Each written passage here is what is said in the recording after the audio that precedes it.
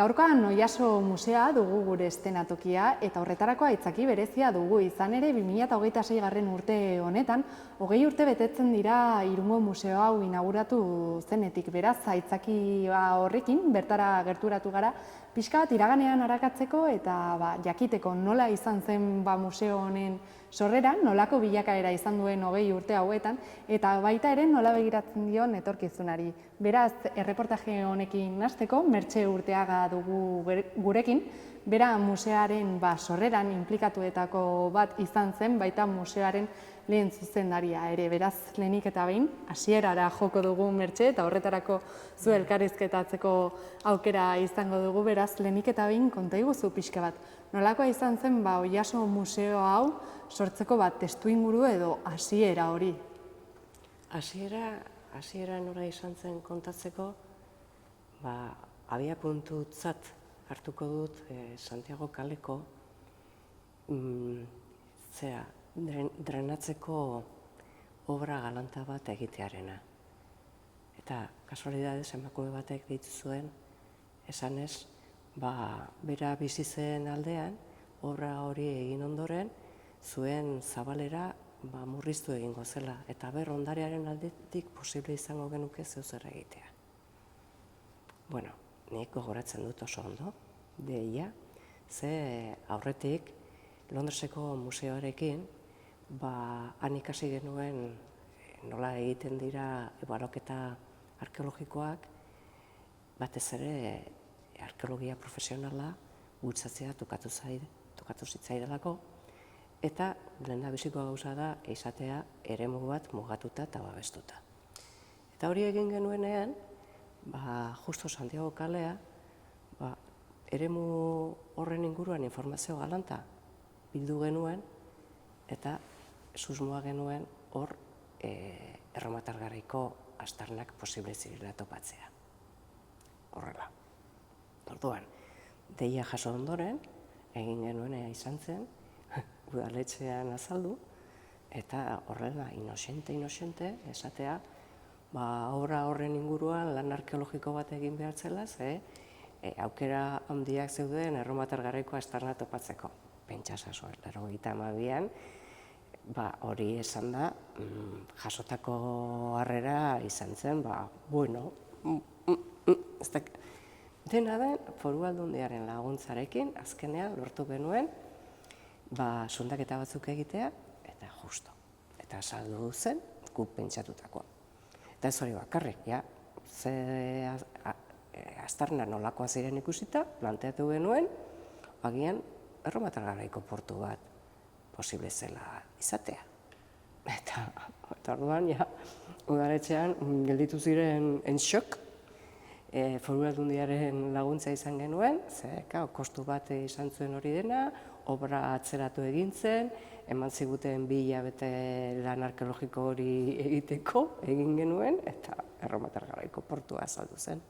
Hori da, aurkikuntza garrantzitsua eta nola ez, baldintzatu zuena gaur egun hemen gauden museo hau, errealitate bat izatea. Imaginatzen dut, behin hori eginda aurkikuntza hori topatuta, ez zela prozesua erreza izango museo bat lortu arte, ez?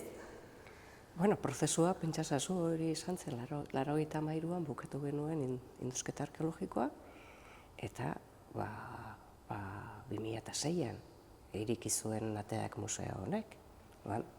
Urte batzuk pasa ziren.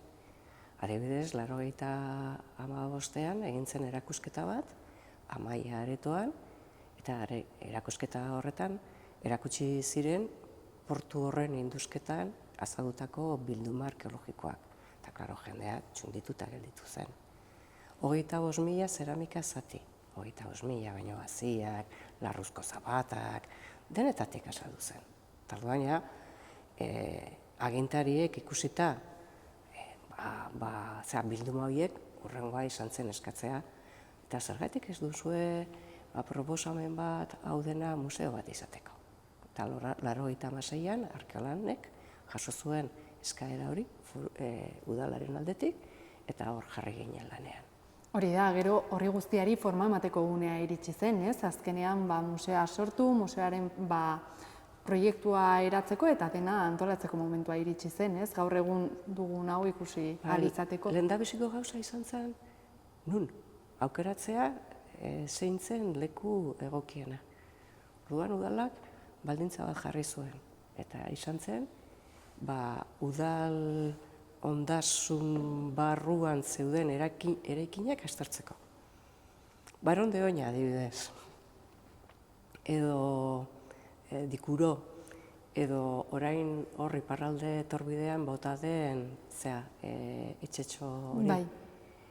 Horiek denak sartu ziren, gure lehendabiziko hausnarketa horretan, eta justo, eskola hau, noski, abandonatuta zegoen, hemen,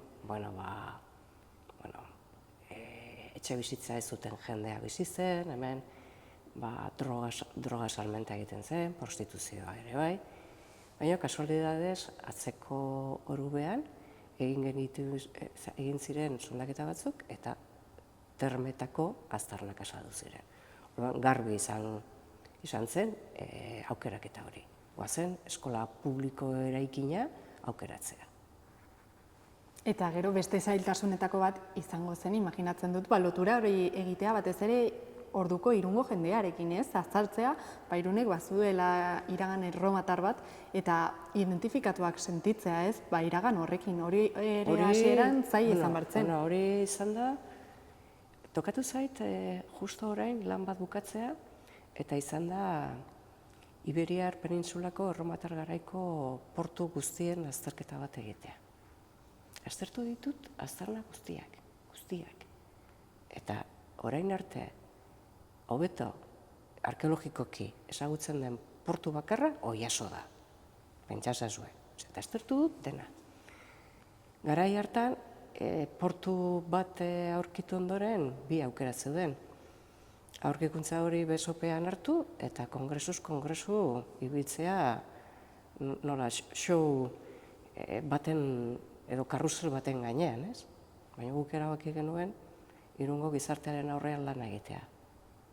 Eta orduan hasi ginen hitzaldiak ematen, edozein tokitan, edozein aitzakiarekin, eta hori errepikatzen, gero eta berriro, Oiaso, Irungo erromatar garai, eta lehen aldia. Eta azkenean lortu genuen, hasiera batean txuruzko txiki bate irikitzea, eta hortik handitzen, eta gero etorri ziren etengabe beste aurkiketa batzuk eta asko lagundu zuten. Eta azkenean lortu zen Irungo lehenaldi erromatar hori onartzea. Garrantzitsua izango zen ere nazioarteko proiekzioa lortzea, ez? Gero hori guztia balorean jartzeko, bai hori arkeologia mailan eta museo mailan sare horietan sartzea eta Oiaso bertan txertatzea ere, ez? Hori etorri zen ondoren. Ze lehendabiziko helburua izan zen, ingurua hurbiltzea, guregana hurbiltzea, bat egitea Irungo gizartearekin. Eta orduan, nazioarteko testuinguru hori eta ez genuen ukitu. Gure premia asko zen iritzi hori aldatzea. Eta gero 2003an adibidez, 10 urte beranduago atera ginen, eta Pisan egin zen mintegi kongresu izugarri bat, izan zen lehendabizikoa erromatar garaiko portuen inguruan, hori ere beste abiapuntu oso importantea izan da, eta horregatik azkenean, begira, 2021an Irunen egin zen Inperio osoko erromatar garaiko portuen inguruko kongresua. Baina hori izan da beste gauza bat. Hasiera batean izan zen, gizartearen mesfidantza hori, eta irakurketa usadioetatik jasotako interpretazio hori, erromatarrak ez dira hemen inoiz egon, hori aldatzea. Eta aldatu zenean, orduan posible izan zen, lan akademiko bat egitea. Eta orain joko dugu museoko zuzendari izan zinen garai horretara, imaginatzen dut aurretik kontatutako guztiaren ostean, aberasgarria izango zela, ez, puntu horretara iristea eta ikustea. Aurretik egindako ibilbide guztiaren eta lanan guztiaren Ostean, zuzendari izatera iristea, eta zer suposatu zuen hori zuretzat? Bueno, hori ere bere tamainan neurtu behar da. 86an egin genuen lehendabiziko enkargoa jaso genuen, eta, hor ere egon ziren momentu batzuk nahiko larri. Barruko eraikin honen barruko egoera. Udalak momentu batean erabaki zuen botatzea. Eraikina botatzea. Eta berriro, ez, mesedez, ez. Eta urte askotan egon ziren bakarrik kanpoko fatxadak. Ze ustu egin zen barrutik, zen hori foko bat, osea, nola esan, Irungo jendeari galdetzen badiozu, hori prostituzioa, droga salmenda, hemen barruan zegoen orduan, egin zen izan zen ustu, baina hasiera batean proposamena izan zen botatzea. Eta horrelako momentu larriak bat baino gehiago egon ziren. Azkenean eta izan zen, ez dakit nola esplikatu baina jartzea helburua eta kontrabiento y marea esaten dena, bla, bla, bla, bla, buldozer batzuk bezala, bla, bla, bla, bla, bla. Niri tokatu zitzaidan epaiketan, epaitegira joatea, ze salaketa bat jaso nuen, baina salaketa fuerte bat. Eskatzen zuten 200.000 euro izuna, bezala. Eta zein zen arrazoia? Museo honetan jarri behar ziren bilduma arkeologikoak, arkeolan biltegian zeudelako. Baina ziren museorako. Baina norbaitek ere nahi zuen museoa ez egitea. Eta orduan salaketa hori ere jaso genuen. Osea, eraikina bota, salaketa, bestea, izan zen. Baina azkenean,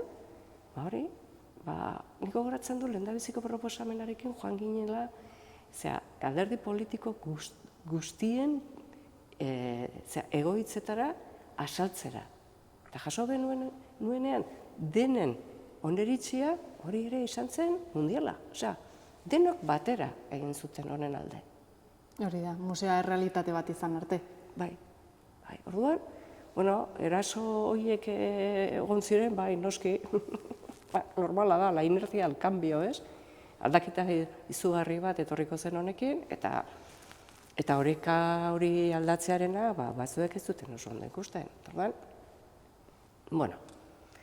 Eta 2005an, hasi ginen, eraikina erabat bukatuta, kanpoko indusketak ere amaituta, eta hurrengoa zen, ze museo mota nahi genuen, hori ere erabakitzea.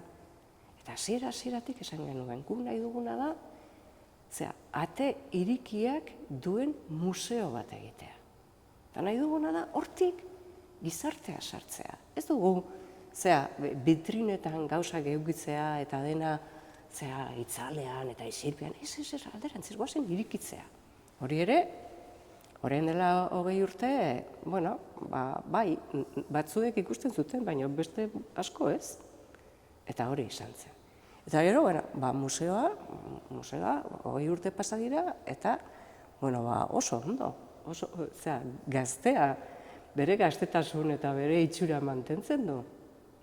Hori ere, ze nolako museoa nahi genuen. Eta, lortu genuen bilduma osatzea, inauguratu eta 3 urte barru edo 4 urte barru. Torri zen gobernu berri bat, eta aukera eman ziguten, falta ziren piezak ekartzeko. Eta horria osatu zen guk nahi genuen bilduma. Aipatuko dugu elkarrizketa hau museoaren 20. urteurrenaren testuinguruan egiten ari garela, beraz iraganera jo dugu, baina gure asmoa da pixka bat ere elkarrizketa etorkizunera begira bukatzea. Ez dakit nolako etorkizuna ikusten diozu museoari edo zelako erronkak ikusten dizkiozu etorkizunera begira? Orain termetako une hori apainduta eta oso ondo apainduta gelditu denez, museo honek duen maila izugarri bat da. Ez da bakarrik Oiaso eta bere gelak eta bere portuak, Santa Elena ondauka. Alde batetik, lehengo eskoletako eraikina bere erakusketegien. Gero, termetako gunea, Santa Elena. Eta duen programazioa. Orduan, ez dakit, zaio ezer falta. Agian, falta zaiona da, udalak konturatzea, hau ez dela udalak duen beste elementu bat. Bere aldetik, propio, posible dela horrela hartzea. Ez, kultura departamentoan daude beste 11 gauza. Eta orduan, museoa kudeatzen da, horietako beste gauza bat moduan. Baina, ze ikerketak, beti arkeolan egonda lotuta. Eta egunak, zein den arrazoia eguneratuta egoteko, ikerketa daudelako. Orain, Cambridge Unibertsitateak bere gainean hartu du 3 aleetako liburu bat, izena du The Cambridge Iberian Ancient History, eta hor egongo da kapitulo bat, eta da Erromatar Garaiko portuak. Eta hor, Oiaso dago. Eta orduan, akademikoki ikerketa munduan, museo arloan, hau erreferentzia bada, eta gero kontutan izaten baduzu, zinemaldi arkeologikoa dagoela, diez Oiasoniz festa, erakusketak eta bestea, bakarrik egin behar dena da, sustatu eta bere bidea jarraitzeko baliabideak eman. Gure partetik eskertzen dizugu Mertxe kontatutako guztia eta egindako laburpena, eta espero dugu zuek esan bezala baliabideak eta sustapen hori egiteko baliabide nahikoak izatea, eta Oiaso museoak orain arteko etorkizun oparo hori izatea. Venga, beste 20 urte barru, gauza bera posible dugu esatea, eta hala, aurrera. Horixe da, mila esker. Ez horregatik ondo segi bai, agur. Datozen minutuetan Aizpea Goenaga eta Juanjo Jimenez izango ditugu gurekin. Hain zuzen ere, haiek museoko zuzendariak izan dira, eta haien ikuspuntutik aztertuko dugu nolako ibilbidea egin duen Oiaso museoak 20 urte hauetan. Beraz, lehenik eta behin, galdetuko dizuegu, zer suposatu zuen ibilbide profesionalean Oiaso museoko zuzendari izateak? Bueno, ni 2019an sartu nintzen museora, eta zuzendaritza lanetan aritu naiz, eta egia da, baina lantalde bat osatu dugu, eta egia da, suposatu duela, erronka asko suposatu ditu. Pasa ditugu gorriak eta beltzak. Pasa dugu pandemia bat, ia aztuta daukaguna, baina erronka oso potoloa izan zen, pandemia hori pasatzea, museoa bizirik mantentzea, jendearentzat eskaintza bereziak asmatzea, eta gero, beste erronka asko izan ditugu esate baterako Santa Elena berritzea, hori erronka zoragarria izan zen, baina oso komplikatua, oso ondo gelditu da eta oso pozik gaude, baina ederki izardituta, eta jendearen erantzuna oso polita da. Beste erronka bat izan da termen irikiera, ikaragarrizko erronka izan da, pentsa hainbeste hilabete eta obrekin, eta orain hirugurutzetako berrikuntza. Guzti horretan, guretzat erronkarik handiena beti izan da 3 maila mantentzea, ez? Bata, maila soziala edo gizartearen inguruko maila hori, maila divulgatiboa eta museoak erakusten duena zabaltzea, eta gero bai maila akademiko bat, ikerketa eta bultzatuz, bai kongresuetan parte hartu, edo Juanjok antolatutako, Mertxerekin batera antolatutako Entre Mares, baina berak kontatuko dizue. Baina, esan nahi, hor erronka horiei heldu diegula eta publikoari eskaintza, egokitukotako eskaintza bat ematea, ez? Gazteentzat egokitua, helduentzat egokitua kursuak ematen ditugu, gazteentzat tailerrak asmatzen ditugu, eta era berean, hor dago fika, hor dago diez Oiasoniz, hor daude udako daude itzaldiz saioak, daude biogipuzkoarekin harremana eta historia zientzia zikloa antolatzea, esan milaka gauza daude egiten dituguna, baina Juanjori utziko dio, Juanjok ere asko kontatu behar du.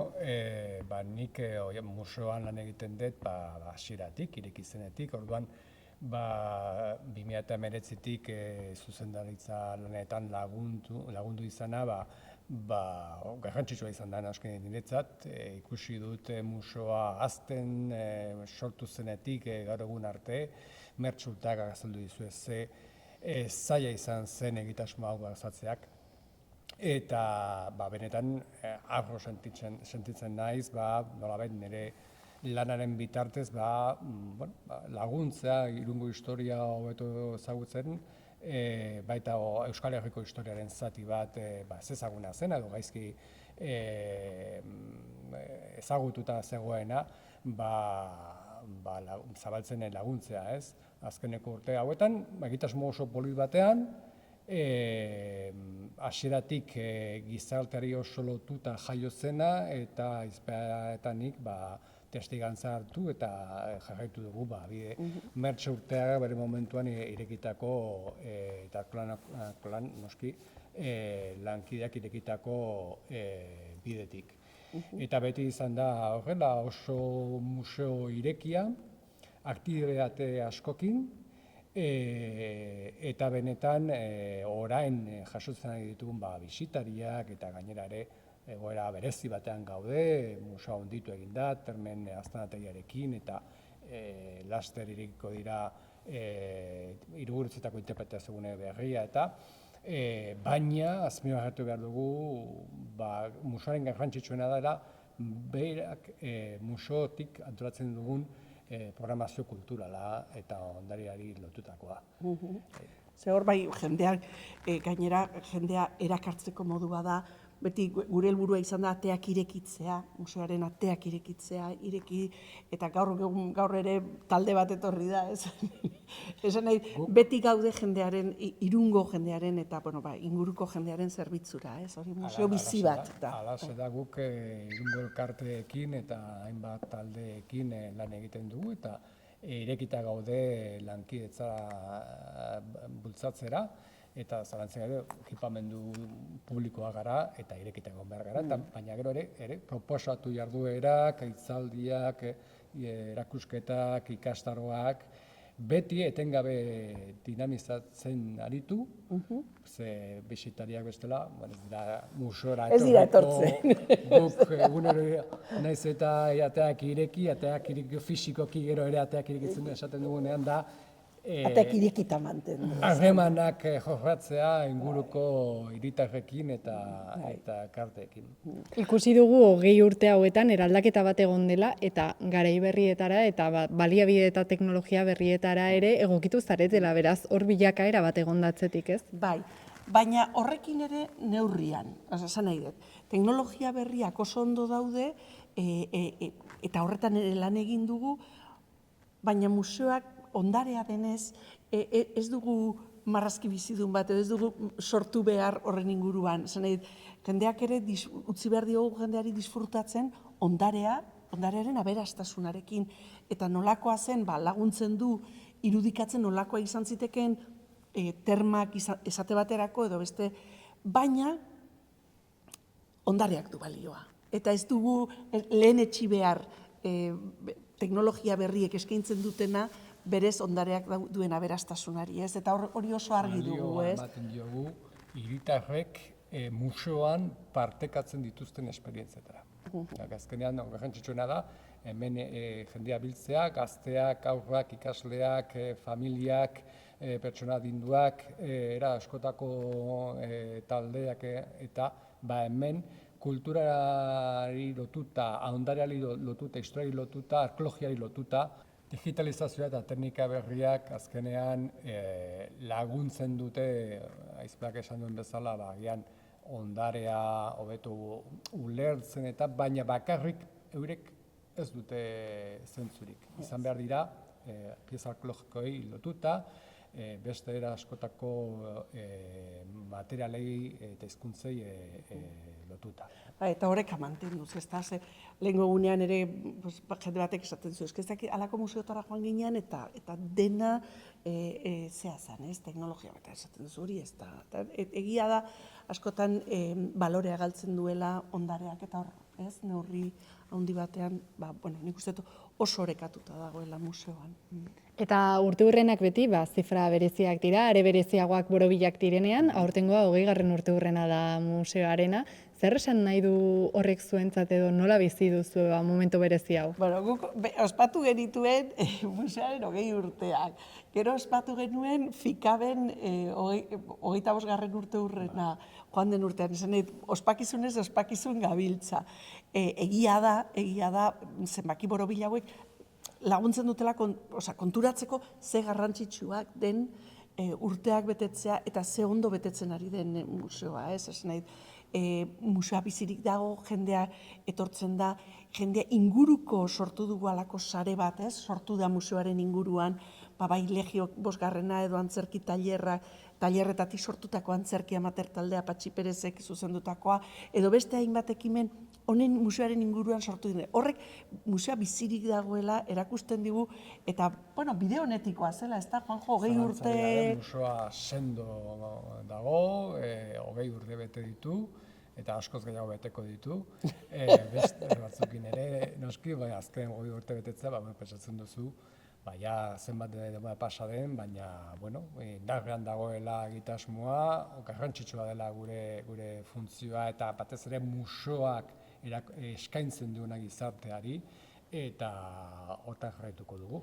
Eta gero oso kuriosoa da, kasualidadea da, baina aurten Diez Oiasoniz uztailaren 16, 17, 18, 19 ospatzen da, ez da? Ostegun ostira larunbat igandea. Eta noiz betetzen ditu museoak 20 urte? Aurrengo astelehenean, 20! Orduan, Diez Oiasoniz festa bat izango da, ez? Festa handi bat, 20. urren hori ospatzeko, eta gero, ingo ditugu beste hainbat ekimen, hasiko gera maiatzaren 18an, berez da museoan aztertuko eguna, hori da. Eta hor hasiko gera, hitzaldi batekin Mertxe Urteagak emango du museoaren nola sortu zen, ez? Ahaztu iten zaigu. Eta museo batek ezin ditu ahaztu bere jatorriak. Historiaretik aritik tira behar dugu eta rekuperatu nola sortu zen museoa, ze erronka eduki zituen, ze zailtasun, ze ilusio, guzti hori, ez? Eta ulertzeko, orain nun gauden ulertzeko, ezagutu behar dugu historia. Eta hori ez dugu ahaztu behar. Horregatik, nik uste dut Mertxeren hitzaldia oso garrantzitsua izan. Museoan ere lan egiten duten taldearen esfortzuak eta horrekoan ere lan egin dutenen ere esfortzua ere baloatu egin behar da. Ze azkenean, olako egitasmo garrantzitsuenak lan taldean ere egin behar dira. Ez da posible aurrera ateratzerik bestera batean. Orduan, pertsona asko lan egin dute museoan eta eskertzekoa da ere bere lana eta bere ardurak eta bere lan duten sakrifizioare museoare aurrera eramateko. Eta bultzatu duten guztia, ez da? Eta amaitzeko konta iguzue, beti momentu berezi hauek etorkizunera begirako ariketa egiteko uneak izaten dira. Ez dakit zein erronka ikusten dizkio zuen museoari etorkizunera begira edo zein helbururekin lan egingo den aurrerantzean. Ni naiz lehenengoa, utziozu Juanjo hilen da bizkoa izate, zer nola ni nago mikrofono zu bat digertu. Bueno, zalantzari gabe orain egoera betezi batean gaude eta etorkizunean pixkanaka joango gara pixkat normalizatzen bisitarien etorrera eta orduan gure helburua izango dira mantentzea jarduera programazioa oso aberatsa eta ugaria, ahalik eta zerbitzu hoberen emateko, gauza interesgarriak eskaintzen, ekologia errematarrei lotuta, baita ere beste ondareko ekipamenduei lotuta, Irugutzeta edo Masantalen ermita, eta, zinemaldia eta Diez Oiasoniz jaialdiak ere dira programazio horren zati oso garrantzitsua. Orduan, gero ere, erronkak ditugu, museoa hogei urte, horrek ere ematen du, berritu egin behar ditugula zenbait zati, gauza, albadegu etorkizunean ere, pieza ekologiko gehiago ere ekarri, saiatu gara hortan, eta batez ere hori garrantzitsuena, aipatu duguna, mantendu hori programazio kultural oso aberatsa eta erakargarria. Bai, zuk esaten duzunaren arira, Juanjo, beti pentsatzen dugu, bueno, jazta, ez? Eta jazta hori ez da posible. Orduan, beti, eta hori, Juanjo aipatzen zuen lantaldea, ez da, nik uste hori funtseskoa dela, esan nahi den lantaldea, elkartzen gera, bueltak ematen dizkiogu, honek funtzionatzen du, honek ez du funtzionatzen, azkenean jendearekiko harreman horrek erakusten dizu ere norabide bat zer doan ondo, zer ez doan, zerren alde egin behar diren apustuak, esate baterako erakusketa planteatzeko orduan, edo hitzaldiak planteatzeko orduan, baina zorionez, 20 urte hauetan, sare oso aberats bat eraiki da. Bai jendearen aldetik, bai museoko lagunak direnen aldetik, bai arkeologo, historiagile eta inguruko interesatuen aldetik, eta orduan sare hori elikatzen joan behar dugu, ezin dugu apalankatu, ezin dugu gelditu, ezin dugu esan hau da, eta errepikatuko dugu funtzionatzen duena, ze ez du horrek balio. Orduan, jarraitu behar dugu berriz ere ilusioa ez galtzen gauza berriak eraikitzeko eta partekatzeko jendearekin, ze ikaragarri gustatzen jendearekin partekatzea, sortzen dira gauzak edo bisita gidatuetan jasotzen dugun feedback hori edo jasotzen duten feedback hori, eta zorionez lantalde oso dinamikoa daukagu etengabe hausnarketak egiten ari garen lantaldea, eta orduan horreko ondo, ez geha aspertuko. Hori ziur ikusi dugu lan egiteko gogoak falta ez zaizkizuelak eta ekimenak soberan dituzuela, beraz espero guk ere datozen urteetan museoaren oparotasun horretaz disfrutatzeko aukera izatea, beraz mila esker bikote. Eskerrik zuei. Museoaren 20. urteurrena hitz egiteko datozen minutuetan gurekin izango dugu Nuria Alzaga, bera Irungo Udaleko lehen alkateordea da, eta baita kultura arloko ordezkaria ere, beraz lehenik eta behin Nuria, errepasotxo honekin hasteko konta iguzu. Zer izan da eta zer izan zen Irungo Udalarentzat Oiaso museoa zabaltzea Irunen? Zer suposatu zuen? Lehenik eta behin eskerrik asko, plazer bat da hemen egotea museoari buruz hitz egiteko. Nik uste dut bere momentuan orain dela 20 urte apostu oso finko bat egin zela, oso argia gainera, eta gaur egun gauden terma hauek ez, nolabait etorkizunera begira apostu bat izan zen, baina nespuntxak iritsi arte, etzan posibilitate bat izan, ezta? Uste dut gainera bere momentuan erreferente bezala kulturalki bai turismoki hitz egin da hiriarentzat izan litzatekeela, baina uste dut gaur egun benetan helburu hori hasi dela lortzen. Gaur bai nik uste dut 20 urte pasa ondoren hori esan dezakegula. Hori da, zuk ondo aipatu duzu, Oiaso museoa berez erakargarri turistiko bat izateaz gainera, kulturala ere bara, baina turismo bezala ere, imaginatzen dut, Irunentzat puntu garrantzitsu bat izango dela, ez? Oso garrantzitsua, termak azkenean ere bai, nolabait efekto termaz deitu diogune hori lortzen ari da. Azkenean pentsatu behar dugu urte honetan, 2025ean 54.000 pertsona pasa direla hemendik, azkenean rekord historiko hori dudarik gabe termengatik izan delako, baina bai azpimarratuko nukeela irundarrentzat zer izan den termen irekiera edo turistikoki ezen beste kanpotik etortzen den jendea, baizik eta etxekoentzat zer izan da termaren irekiera, ezta? Gogoratzen dut inaugurazioan bertan irundar asko hemen bueltak ematen, es la primera vez que entro al museo. Ostras, ia 20 urte bete dira, eta seguro galdetzen baldin badio Bartzelona, Madrien dauden museoetan, seguruena hor egon dela, ezta? Orduan, hemen igoera hori gainera etxekoekin egotea, datu oso bat da, nahiz eta turistikoki ere bai orain gainera tren txikito horrekin ere bai, gora egin duela hori dudarik gabe. Horixe, aipatu behar nizun, kanpotarrak museora erakartzeaz gainera, irundarrak bertara sartzea ere garrantzitsua izango dela. Imaginatzen dut horretarako, Badieso Jasoniz bezalako jarduerak funtsezkoak izango direla, ez? Azkenean museoaren jarduerak kalera ateratzeko funtsezkoak bai dira uztailero ikusten dugun bezala. Dudari gabe, Ainara, gainera hor oso apostu finko bat ere bai egiten dugu, askotan ez dugu ezagutzen gure hiriaren historia, zer diren termak, esaten dugunean el Irun romano. Jendeak ez dut esango ez dakiela ezerrez, baizik eta dituen galderak nolabait erantzunak ez dituela. Eta museotik pasa ondoren erantzun horiek jasotzen dituzte. Eta horrek azkenean ikusten dut asko erakartzen dutela irundarrei, nahiz eta etxean egon. Bai, horixe da. 2006 urteko, uztailean gertatu zen museoaren inaugurazioa, 20 urte pasa dira harrezkeroztik. Imaginatzen dut uztailean jarduera ugari izango ditugula honen inguruan, oraindik ez direnak aurreratu, baina zalantzarik gabe urte garrantzitsua izango da museoarentzat, baina baita Irungo Udalarentzat ere, ez? Bai, nik uste dut Irungo Udalarentzat, museoarentzat eta batez ere hiriarentzat, ezta? Alde batetik termak izan ditugu 2025ean, aurten 20 urte izango ditugu, baina gainera ez dugu ahaztu behar ere Irugurutzeta. Azkenean hemen nolabait esan dezakegu, nola esaten zuen lehengo gunean, ez dugu goratzen nahi, bai, se va cerrando el círculo, ezta? Azkenean hori Irugurutzeta, tren txikitoarekin ara joan, ermita, hor daukagu ere bai, hau da, ez da museoa bakarrik baizik eta museoarekiko ditugun gauza guztiak hirian zehar ezagutu eta historia esan dudan bezala ezagutu. Askotan ere bai esatute, jo, nik ez nekien museoan hainbeste gauza egiten zirenik.